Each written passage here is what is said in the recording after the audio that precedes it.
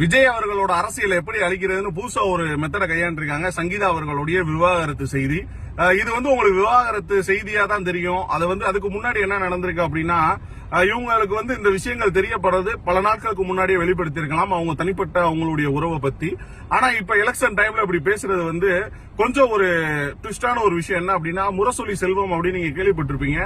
அங்க பாலா அவர்களுடைய முன்னாள் மனைவி, ஜெயம் ரவி அவர்களுடைய முன்னாள் மனைவி, அது மட்டும் இல்லாம சங்கீதா அவர்கள், இவங்க தொடர்ந்து எல்லாருமே ஒன்னா போய் அவங்களுடைய திமுக உடைய கொஞ்சம் சரி அப்படின்ற மாதிரி நீங்க இந்த விஷயத்த பார்த்தா உங்களுக்கு தெரியும்.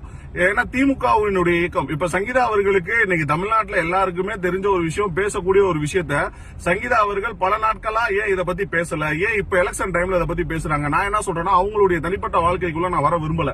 ஆனா எலெக்ஷன் டைம்ல விஜய் அவர்களை அழிப்பதற்காக இதோ ஒரு யுத்தியா நீங்க கையில எடுத்தீங்க அப்படின்னா, அவர் வீட்டுக்கு எப்படி வேணா இருந்திருக்கலாம், ஆனால் இந்த நாட்டிற்கு அவர் தேவை. இந்த தமிழ்நாட்டிற்கு ஒரு மாற்றம் நிச்சயமாக தேவை. அவர் மீது எத்தனை நீங்க வைக்கக்கூடிய எத்தனை இதுக்கு முன்னாடி வச்சிருந்தீங்கன்னா அது குற்றச்சாட்டு, ஆனா இப்ப வச்சிருந்தீங்கன்னா அது குற்றச்சாட்டு கிடையாது. அவர் அழிப்பதற்கு நீங்க எடுத்த ஒரு யுத்தி தான். அது திமுக காரை செஞ்சானா, இயற்கையா செய்யறாங்களா, அவர் அழிக்கணும்னு நினைக்கிறாங்களான்னு தெரியல. 1000 பேர் அவரை அழிக்க நினைத்தால் கோடி பேர் அவருக்காக காத்திருக்கிறோம், தமிழ்நாட்டு மக்களுக்காக. தனிப்பட்ட வாழ்க்கையில எல்லாருக்குமே வீட்டுக்கு வீடு வாசப்படி இருக்கும், வீட்டுக்கு வீடு ஓட்டை இருக்கும்.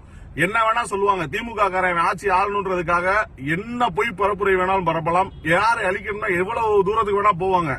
நாளை பின்ன எனக்கு இன்னொரு பொண்டாட்டி இருக்குன்னு சொன்னாலும் சொல்லுவாங்க. அப்படிப்பட்ட ஒரு ஈனமற்ற ஒரு திராவிட கழகம் இருக்கக்கூடிய இந்த சூழ்நிலையில மக்களுக்காக வந்திருக்கிறார். அவரை அழிக்க வேண்டும் என்ற நோக்கத்துடன் இந்த செய்தி பரப்பப்படுகிறது.